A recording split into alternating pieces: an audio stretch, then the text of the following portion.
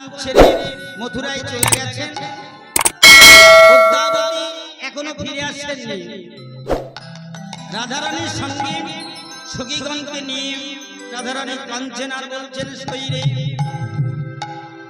ঋষিমণি যখন কংস নিধন করার জন্য যখন গোবিন্দকে নিয়ে যাচ্ছে মথুরায়, বৃন্দাবন থেকে মথুরা যাওয়ার একটাই রাজপথ, যে রাজপথের উপরে অষ্টসখী সঙ্গে নিয়ে রাধারানী আমার আড়াআড়ি ভাবে শুয়ে আছে। গোবিন্দ মনে মনে চিন্তা করলেন, তাই তো এতদিন যাদের সঙ্গে আমি ছিলাম, যারা আমার বলতে জানে না, যারা আমার বলতে জানে না, তারা এসেছে। আমি পুরুষমণি রথ হতে যদি চলে যায়, আমি যদি রথ থেকে দাঁড়িয়ে কথাটা বলি, কথাটা কিন্তু শোভনীয়। কেন? হরি বলি, খুব সামান্য ছোট্ট একটা উদাহরণ। আমাদের সঙ্গে সুনীলদার বহুদিনকার সম্পর্ক। হয়তো আমি এই রাস্তায় গাড়ি নিয়ে যাচ্ছি, দাদা কেমন আছো বলে চলে যাওয়া, আর এক সেকেন্ড দাঁড়িয়ে যদি বলি দাদা কেমন আছেন, অনেকটা পার্থক্য হবে। ঠিক গোবিন্দ আমার মথুরায় থেকে মথুরায় চলে যাচ্ছেন, ঠিক সেই সময় রাধারানী সহ অষ্টসখী নিয়ে পথের আড়াআড়ি ভাবে শুয়ে আছে। গোবিন্দ রথ হতে নেমে এলেন, বলো রাধে, আমি আজকে যাচ্ছি, কালকে ফিরে আসবো। আজকে যাচ্ছি, কালকে ফিরে আসবো। বৃন্দাবনের ব্রজবাসী আলাপ, তারা বৃন্দাবনের ধেনু জানে, বৃন্দাবনের ধেনু জানে, বৃন্দাবনে গোবিন্দ ছাড়া তারা কিছু জানে, তারা আমার বলতে জানে না। সবকিছু ওই রাতুলে রাঙা চরণে নিবেদন করেছে। তাই রাধারানী আমার, যেই না গোবিন্দ এক হাতে যমুনার বাড়ি আর এক হাতে রাধারানীর মাথায় রেখে বলে গেলে, আজকে যাচ্ছি, কাল ফিরে আসবো। রাধারানী বলেন, প্রাণবন্ধু, আমি প্রাচীন লোকের মুখে শুনেছি, যদি কোন শুভ কাজে যাত্রার সময়ে যদি মৃতবদনে দর্শন করে যাওয়া যায়,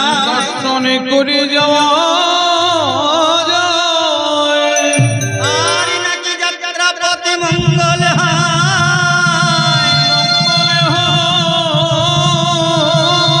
ওরে প্রাণ বধূ আমার,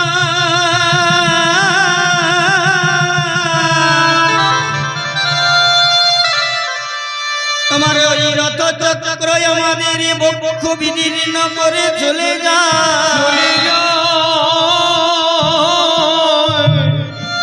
তাহলে তোমারই যাত্রা প্রতি মঙ্গল হবে, তোমারই যাত্রা প্রতি মঙ্গল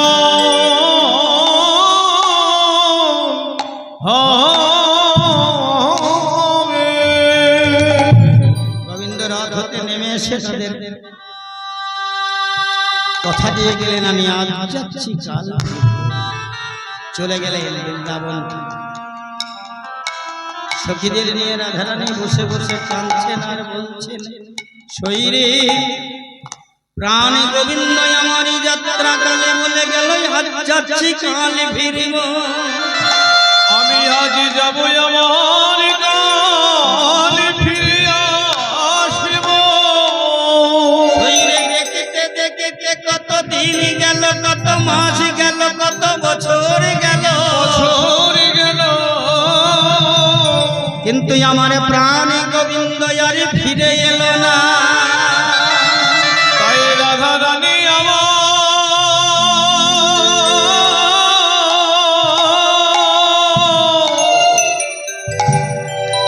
যাবার সময় আমার আগে হস্তে যমুনার বাড়ি নিয়ে, আর আগে হস্তে আমার অঙ্গে পরশ করে শপথ করে বলে গেল,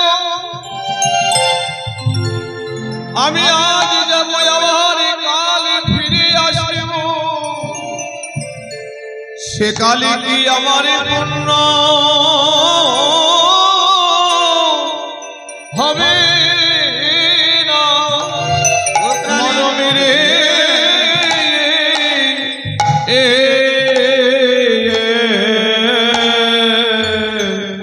গান গোবিন্দ আমার বৃন্দাবন থেকে মথুরায় গিয়ে রাজা হয়েছে। হরি বল। মহাজন কলম দিচ্ছেন এক পাশে দাঁড়িয়ে দাঁড়িয়ে, দিনদ্রোহীনা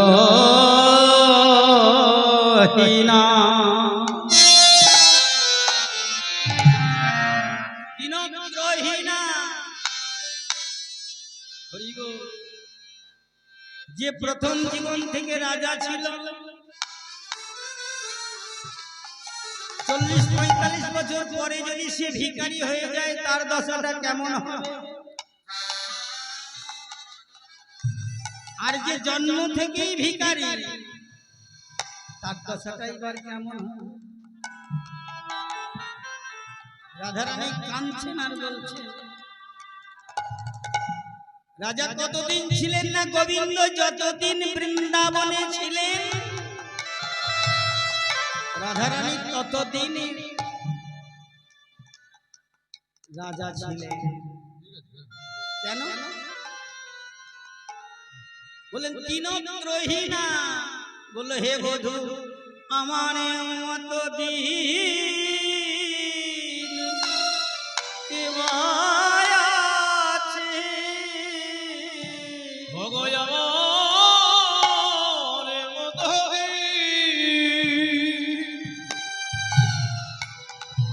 আমার কি মায়া আছে? শুনেছি তুমি তো দিন দয়াময়,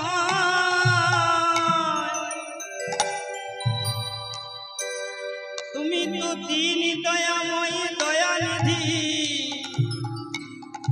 বলো বলো আমার মতো দিন।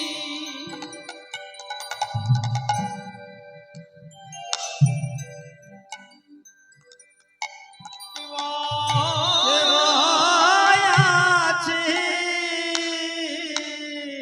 আমি শুনেছি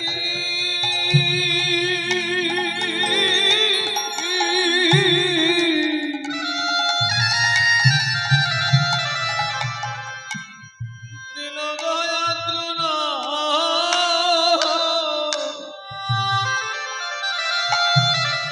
আমার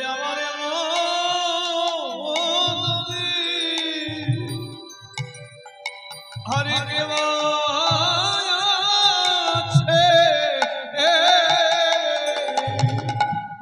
বললো, আমার মতো ভিখারি আর কে আছে? তুমি তো দিন দয়াময় নাম নিয়েছিলে। দিনদ্রোহীনা মথুরা না থেকে। হরি বল। কিন্তু এখন তোমার আর সেদিন নাই। কেন? যখন বৃন্দাবনে ছিলে, যখন তুমি বৃন্দাবনে ছিলে,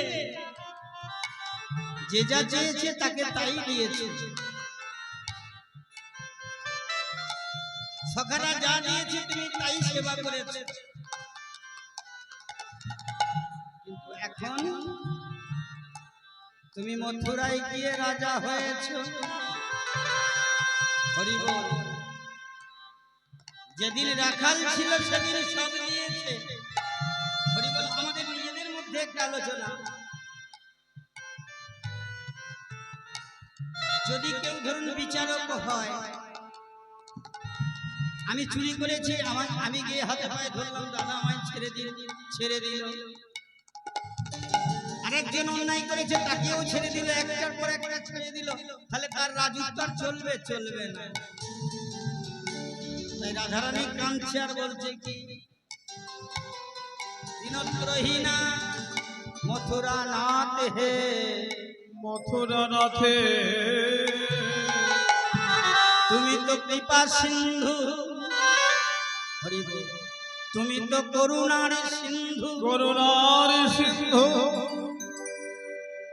সাগর থেকে যদি বাবা এক গুন্ডুস জল তুলে নেওয়া হয়, তাহলে সাগরের কিছু যায় আসে? রাধারানী কাঁদছেন আর বলছেন আমার বেলায় সাগর শুকালো নাকি, আমার বেলায় সাগর সুখালি বলি আমার বেলায় সাগর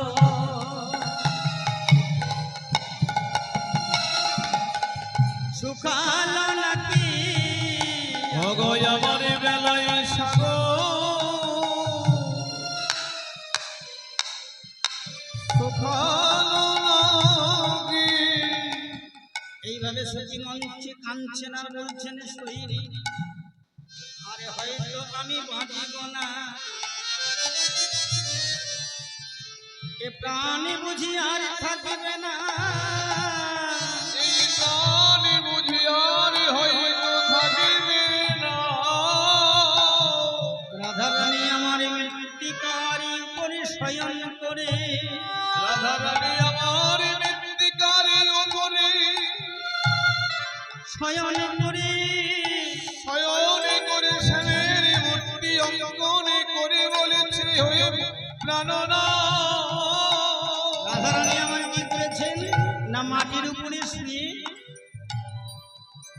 শুয়ে শুয়ে একখানি চিত্র অঙ্কন করছে।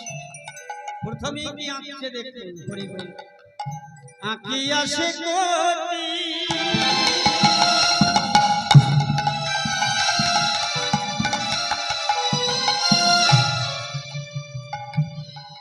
পরাইল ঘটি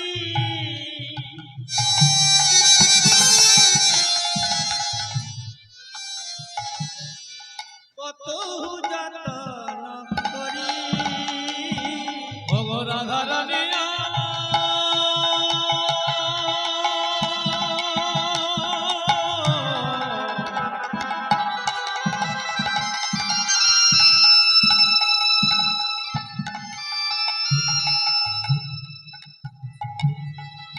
ওই মৃত্তিকারের উপরে শ্যামের মূর্তি অঙ্কনে করে বলেছে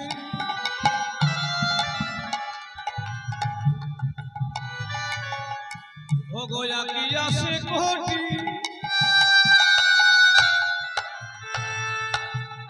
পরাইল ঘটি কত যতনে রাখি। হরি বল। সঙ্গে সঙ্গে ললিতা বলছে ওরাই এ তুই কি করছিস, তোর মাথায় কি আর কাজ করছে না? বলো কেন তুই তো গুরু ধরে আঁকা শিখেছিলি, বলো হ্যাঁ, তাহলে এই কোথায় থেকে আঁকছিস? কোন মূর্তি আঁকতে গেলে হয় বদন থেকে আঁকতে হবে, না হয় চরণ থেকে আঁকতে হবে। তুই আঁকছিস কোথায় না কুমোর থেকে। সঙ্গে সঙ্গে ললিতার কণ্ঠটা জড়িয়ে ধরে বলে আমি যদি আবার চরণ থেকে আঁকতে থাকি, আমি চরণে থেকে যদি আঁকতে থাকি ওই পটির গোবিন্দ যদি আবার পটের গোবিন্দ যদি আমায় ছেড়ে চলে যাও, ললিতা আমি যদি মূর্তিটার যদি চরণ থেকে আঁকি, চরণ পেয়ে যদি আবার চলে যায়, তাহলে তোরাই বল আমি কিনি আর ব্রজে থাকিব। আমি কিনে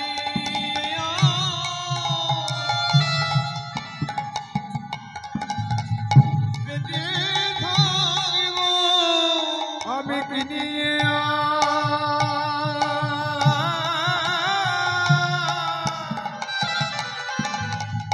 বেঁচে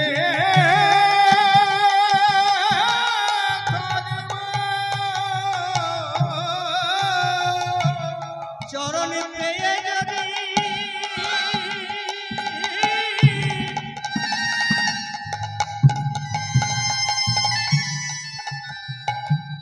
চিত্র চলে যায়,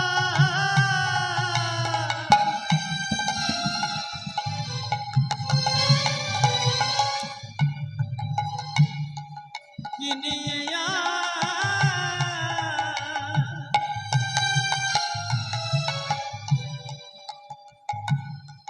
বেঁচে থাকবো ওগো চরণে পেলে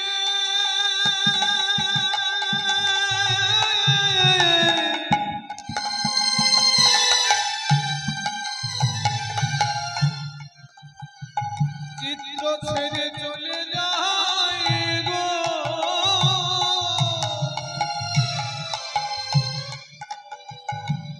আমি নিয়ে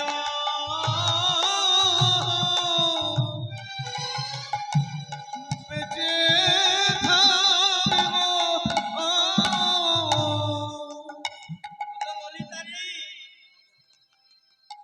আমি যদি চরণ দুটো এগিয়ে দিই গোবিন্দ যদি আবার চলে যায় এবারে বাহু দুটি আঁকি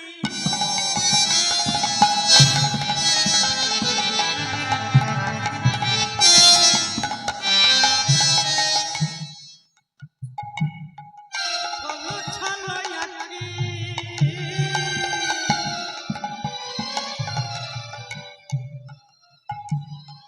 মুরলি দিল সে করে আরে বাহু দুটি আঁকি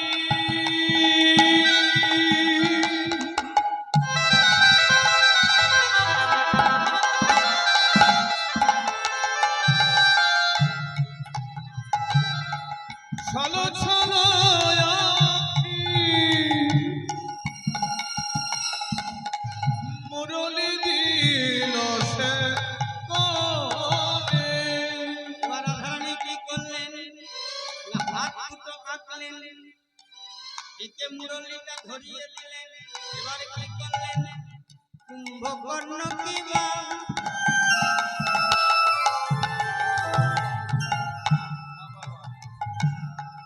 অপরূপ শোভা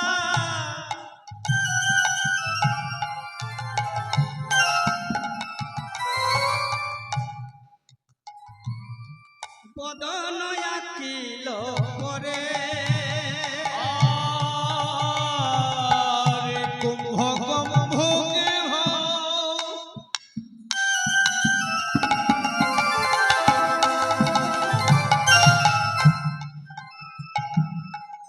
অপরূপ শোভা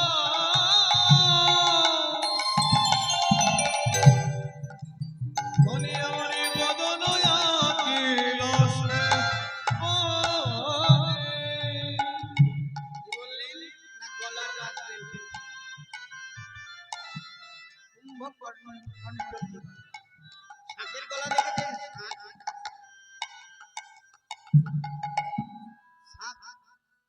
শাঁখের গলায় যেমন ভাঁজ আছে না গোবিন্দের কণ্ঠেও ঠিক সেইটাই ভাঁজ আছে বললেন কি কুম্ভকণ্ঠ কিবা অপরূপ শোভা বদন আঁকিল পরে এবার কি করলেন রাধা যেই না বদনে খানি এঁকেছেন বদনে খানি রেখেছি আকারের সঙ্গে সঙ্গে বদনে বদন দিয়া বদনে বদন দিয়া রাধারানী আমার কাঁদছেন আর বলছেন ওই পরাণে বধূ একেবারে বাজাও মুরলি ভগবানে বোধ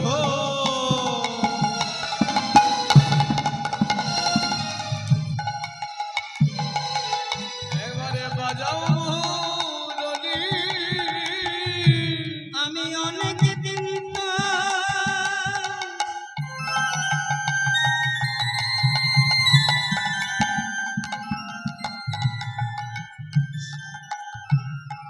শুনি নাই বধূ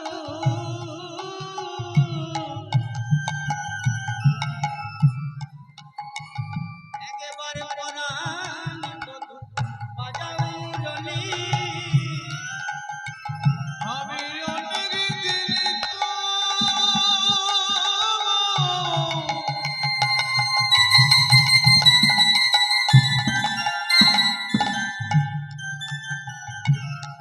ভোগ শুনি নাই বন্ধ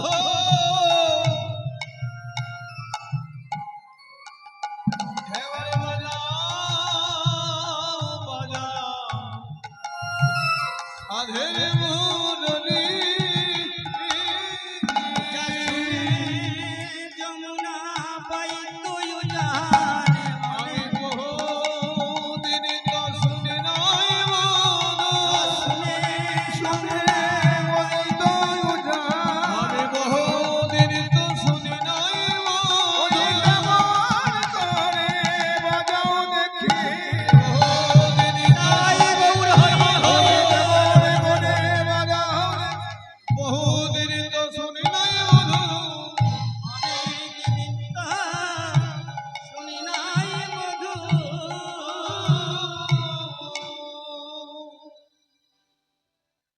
বৃন্দাবনের এমন দশা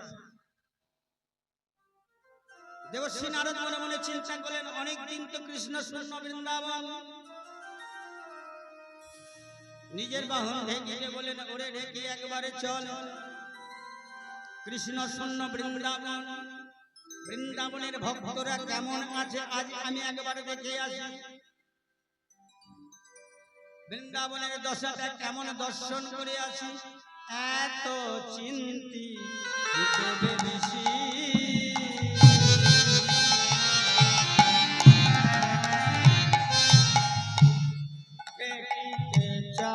চাপিয়া আর এত চিন্তে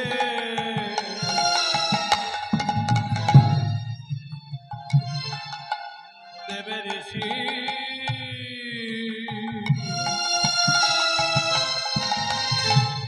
ঢেকিতে চলিয়া দেখিতে দেখিতে চলে কলসিত হিয়া দেখিতে চলে কলুষিত হইয়া আজি তপ্তদর্শী দেবী ঋষি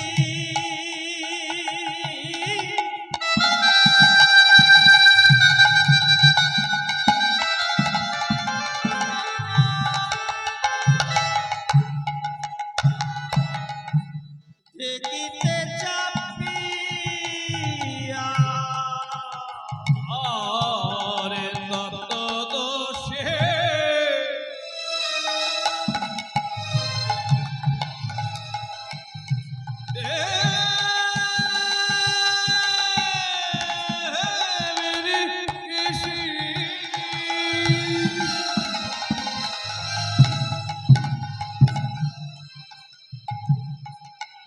ঢেকিতে চলিয়া কোথা হতে তাপি আসি লাগিলা তারে গা আরে কত হতে আসি লাগে মোর গায় অঙ্গ আমার চলে গেল গেল অঙ্গ আমার জ্বলে অঙ্গ আমার চলে গেল ওই অঙ্গ আমার চলে গেল আজি কোথা হতে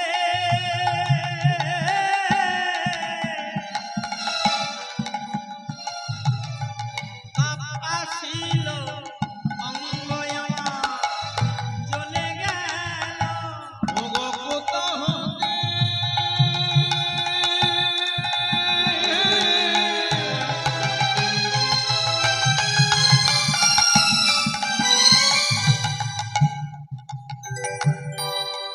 তবে আসিল আমায় অঙ্গ আমার চলে গেল আমি আর যে জ্বালা সইতে নারি আমার চলে গেল ভাবে সইতে নারী চলে গেল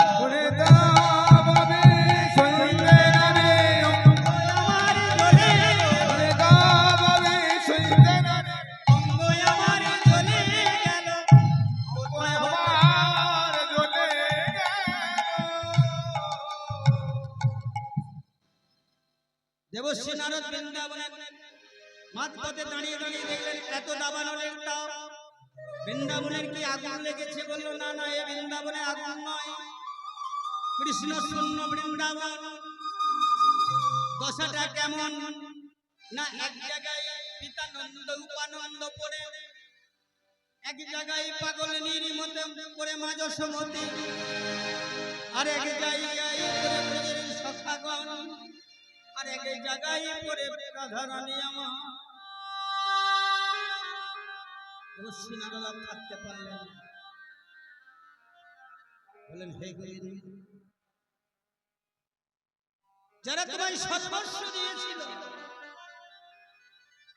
যারা নিজের বলতে এতটুকু রাখেনি, তুমি তাদের সর্বস্ব লুট করে নিয়ে গেছে, মন প্রাণ রূপ যৌবন। আজ তাদের দশাটা এইরকম। হরি বল। প্রেমের কেমন জিনিস, ভালোবাসা কেমন বস্তু। এক পিতা গোবিন্দ পায়ের খরম দুটো কাদা মাখা খরম মাথায় দিয়েছে, আর এক পিতা তাকে প্রণাম করেছে। আরেক মা কি করেছে না, মায়ের চুল বাঁধা সেই কার দিয়ে হাতে বেঁধে তাকে দড়ি দিয়ে প্রহার দিয়েছে। আরেক মাতা তাকে স্পর্শ করতে পারেনি, নিজের স্তন পর্যন্ত দিতে পারেনি। আরেকজন রুক্মিণী সত্যভামা সকালবেলায় উঠে প্রণাম করেছে গোবিন্দকে।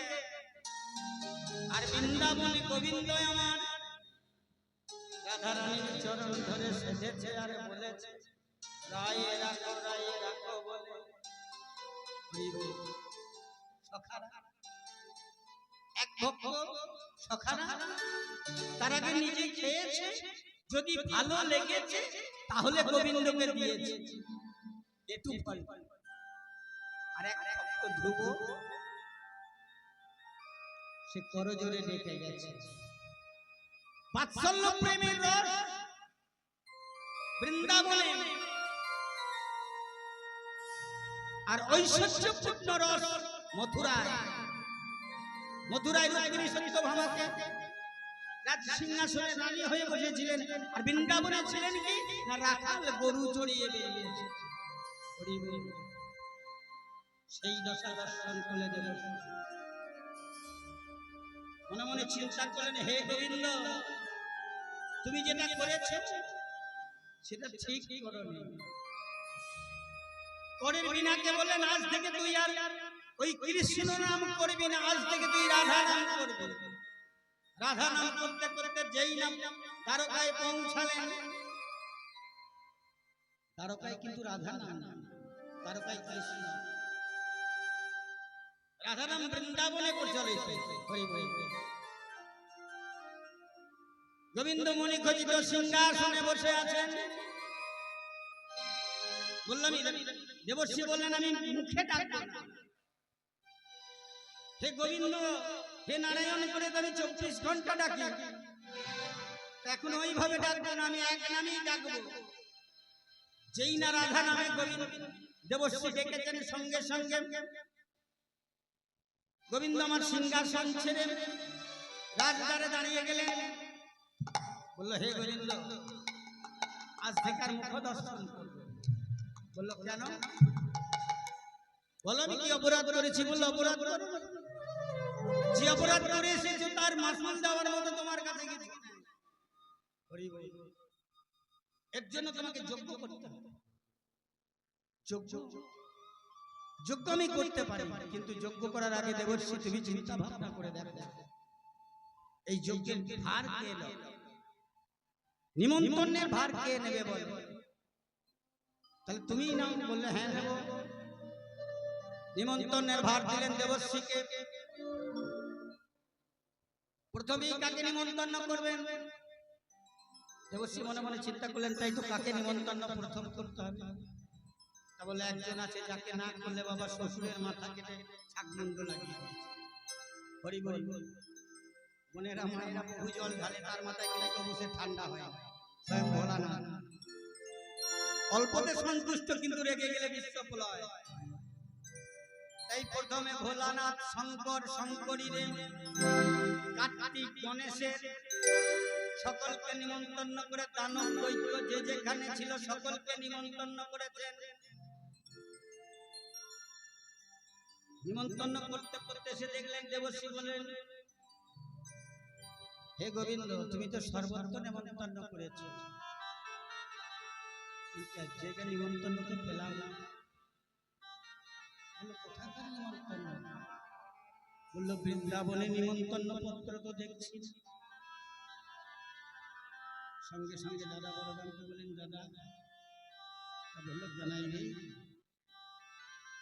বৃন্দাবনে নিমন্ত্রণ করার মতো যোগ্যতা হয়তো আমার নেই। কেন জানিস?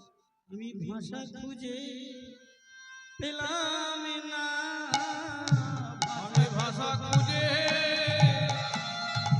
পেলাম না, আমি ভাষা খুঁজে পেলাম না, ভাষা খুঁজে পেলাম না, বলে কি বলছি, ভাষা খুঁজে পেলাম না।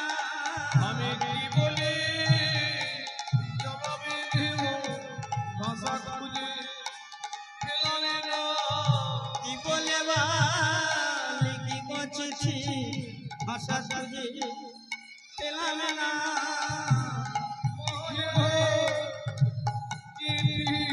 ভাষা খুঁজে পেলাম না। বৃন্দাবনে অবশেষে গোবিন্দ কি লিখলেন? বাঁকা করে বাঁকা হাতে লিখলেন, স্বর্ণ অক্ষরে লিখলেন, মা গো, অনেক দিন তোমার সঙ্গে আমার দেখা হয়নি। তুমি যখন বৃন্দাবন থেকে মথুরায় আসবে, আসিবে আমার জন্য থারি করে নবনী আনবে, নবনী আনবে, আমি তোমার কোলে বসে উদর পূর্ণ করে নবনী খাবো। তোমার কোলে বসে উদর পূর্ণ করে নবনী খাবো। আরে বদনে ভরে তোমায় মা মা মা বলে না, আরে বদনে ভরে তোমায় মা মা বলে ডাকিব। দেবশ্রী বৃন্দাবনে প্রবেশ করলেন নিমন্ত্রণের পত্র নিয়ে। দেখে মাতা যশোমতী,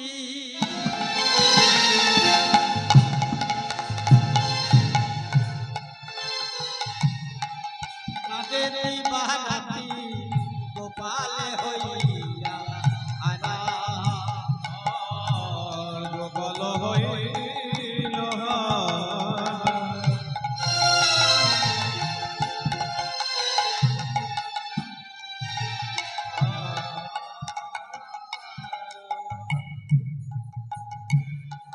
নন্দ উপানন্দ যত গোবিন্দ, আনন্দ আর গোবিন্দ, বাতারে না যায় তারা।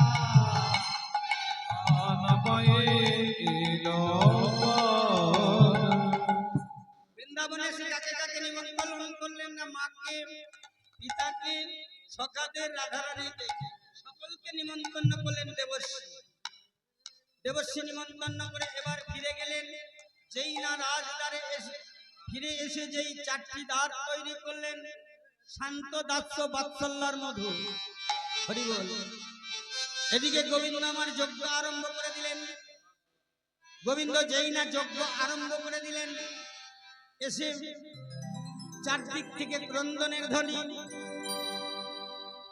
যজ্ঞদ্বারে যেই না প্রবেশ করতে যাবে, এমন সময় মা যে দ্বারে প্রবেশ করবেন, সেই দ্বারের দাড়ির মায়াটা হরণ করে নিলেন গোবিন্দ।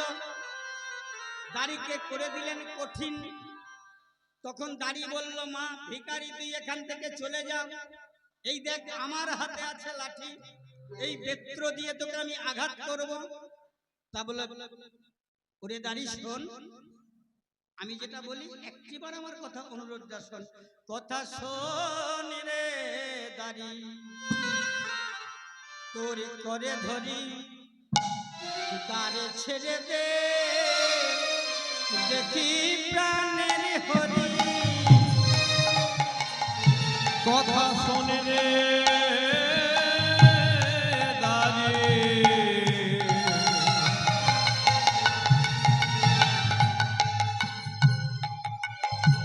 তোরে করে ধরি, তারে ছেড়ে দে, দেখি প্রাণের হরি। ওরে আমি ভিখারি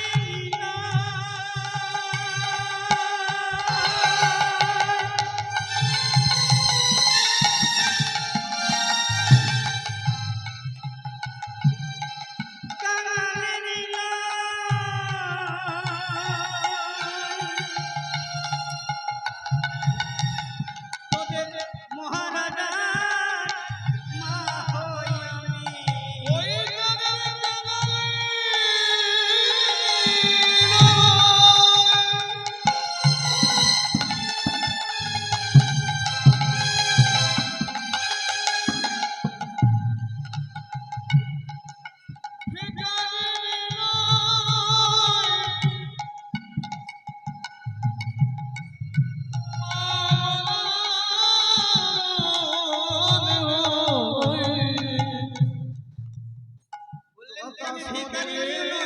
দাদি কাঙালি নিয়ে নয়, তোদের মহারাজার মা হই আমি। হরি বল। সময়টা খুব অল্প হয়ে গেছে। যদি মঙ্গল তো কি হয়ে যাবে। চারিদিক থেকে ক্রন্দনের ধ্বনি, এদিকে গোবিন্দ আমার ছুটতে ছুটতে সে যেই না রাজদ্বারে দাঁড়ালেন, চারদিকে চার ভাবে, যেই না মা যশোমতীর কোলে গিয়ে বসে নবনী খেতে যাবে, এমন সময় দেবকী চলে এলেন। বলেন গোপাল আমার ছেলে, কৃষ্ণ আমার ছেলে। যশোদা বলে গোপাল আমার ছেলে। এমন সময় মনে মনে চিন্তা করলেন গোবিন্দ আমার এ দ্বন্দ্ব কে ছাড়াবে। মা যোগমায়া দেবী দুর্গা এসে দাঁড়ালেন, বললেন দাঁড়া দাঁড়া দাঁড়া দাঁড়া, তোদের দুজনের সমস্যা আমি মেরে দিচ্ছি। কি হয়েছে বল। বললো কৃষ্ণ আমার। দেবকী বলছে কৃষ্ণ আমার, যশোদা বলছে কানাই গোপাল আমার। তা বললো বেশ ঠিক আছে, একটা পরীক্ষা, এই পরীক্ষায় যে উত্তীর্ণ হবে তার হবে কানাই, তার হবে এই গোপাল। তা বললো বেশ, আজি সহজে কো বসন টানা যে হলো, আর সতে গো বসন টানায় রে, সহজে কো বসন টানা যে হলো, ওই সাথে বসন টানা যে হলো, আরে তনয় আজি জানা যে যাবে, ওগো কাহার তনয় জানা সে যাবে, আরে তনয় আজি জানা যে যাবে, এ কাহার তনয় জানা সে যাবে। পরীক্ষা হবে গো, পরীক্ষা হবে গো, পরীক্ষা হবে গো, পরীক্ষা হবে গো, দেবকী যশোদার পরীক্ষা হবে গো। তোমার পরীক্ষা হবে গো।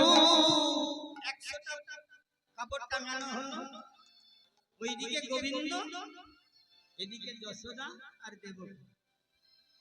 দেবকী প্রথমেই অহংকারের বশীভূত হয়ে বলল আমার কৃষ্ণ, এই বলে যেই না স্তন দাবল, এক বস্ত্র ভেদ না হইল, সঙ্গে সঙ্গে দেবকী ছুটতে ছুটতে কৃষ্ণের কাছে গিয়ে বলল কানাই কৃষ্ণ এটা কিরকম হলো। বলল মা গো মনে করে যাগো ত্রেতা যুগে রাম অবতারে, কৌশল্যা আর কইকেয়ী তোমরা দুজন, আমি যখন 14 বছরের জন্য বনবাসে যাচ্ছিলাম,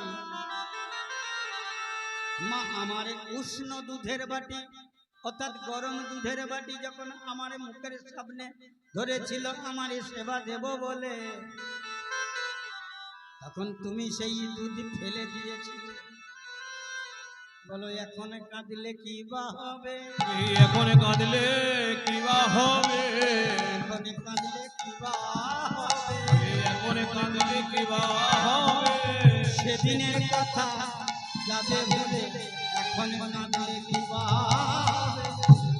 কাঁদলে আর কি বা হবে এখন কাঁদলে কি বা হবে বলে সেদিনের কথা যদি ভুলে গেছো এখন আর কাঁদলে কি করে পাবো আমি বলো?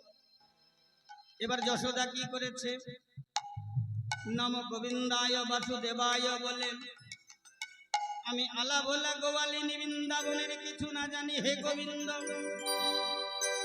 আমি তোমারই জন্য সবে রেখেছি। এই বলে যেই না তার স্তন দাবলো, আজি শতেক বসন ভেদে যে হলো, আর শতক বসন নানায়ের হে বসন ভেদে যে হলো, বসন টানাতে হলো গোপালের বদনে দুঃখে জবরিল।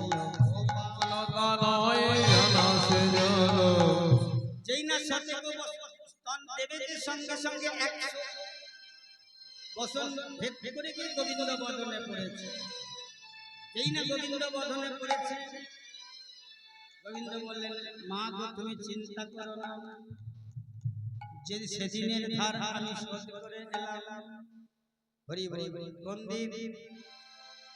সেই ষষ্ঠ যুগে তুমি ধরা সতী ছিলে, সেদিনের ধারটা আজ শোধ করলাম। চতুর্দিক থেকে ক্রন্দনের ধ্বনি, পিতা নন্দ উপানন্দ দেখে গোবিন্দ পদ মাথায় নিয়ে দাঁড়িয়ে আছে, মায়ের কোলে আজ গোবিন্দ বসে আছে। সখারা কি করেছে না ভাই কানাই বলে কাঁধে নিয়ে দিয়ে গোবিন্দ আমার মনে খচিত সিংহাসন থেকে উঠে এসে যেই না দাঁড়িয়েছে, ললিতা বিশাখা ইন্দুরেখা চম্পক লতিকা সকলে এসে বলছে হে গোবিন্দ, তোমার ওই রকম বদন আমরা দর্শন করতে রাজি নাই। তা বললো বদন, তা বললো সেই বদন, ওই রাজবেশে নয়, আমরা রাখাল বেশে দেখতে চাই। তা গোবিন্দ কি করলেন না পাগড়িটা বেঁধে নিয়ে আজ রাধারানীকে বামে নিয়ে এসে দাঁড় করলেন। মহাজন এক পাশে দাঁড়িয়ে বললেন কি নবীন শ্যামের বামে নবীন কিশোরী রে, নবীনা কিশোরী রে সবের নবীন কিশোরী নবীন শ্যামের বামে নবীন কিশোরী রে, এ নবীনা নবীনা কিশোরী রে নবীন শ্যামের বামে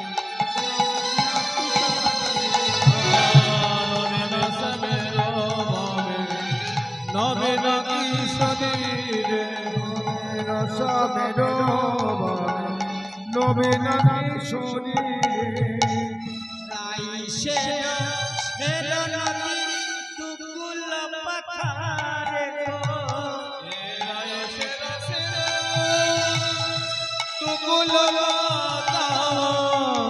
রাই শের নদী দুকুল পাথারে গো, নদী তুকুল তারি গো নাগর গাহে মত হয়ে, নাগর গাহে মত হয়ে খেলছে সাকার গো, নবীন শ্যামের নবীনা কিশোরী গো নবীনা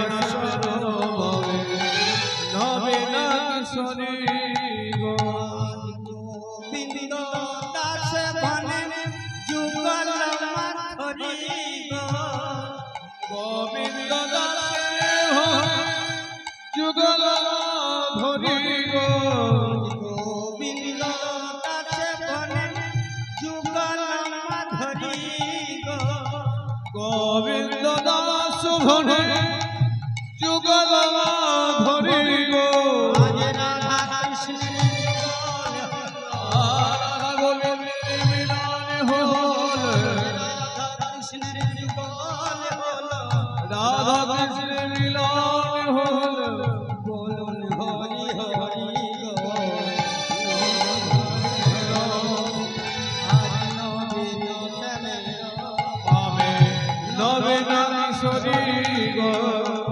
নবীন শ্যামের ভাবে নবীন কিশোরী জয় রাধে জয় রাধে জয় রাধে জয় রাধে জয় রাধে জয় রাধে জয় রাধে জয় রাধে জয় রাধে জয় রাধে জয় রাধে জয় রাধে জয় রাধে জয় রাধে জয় রাধে জয় রাধে শ্রী গুরু বিমানন্দ নিতাই গৌর হরি হরি হরি बोल जय जय राधा रानी की जय राधे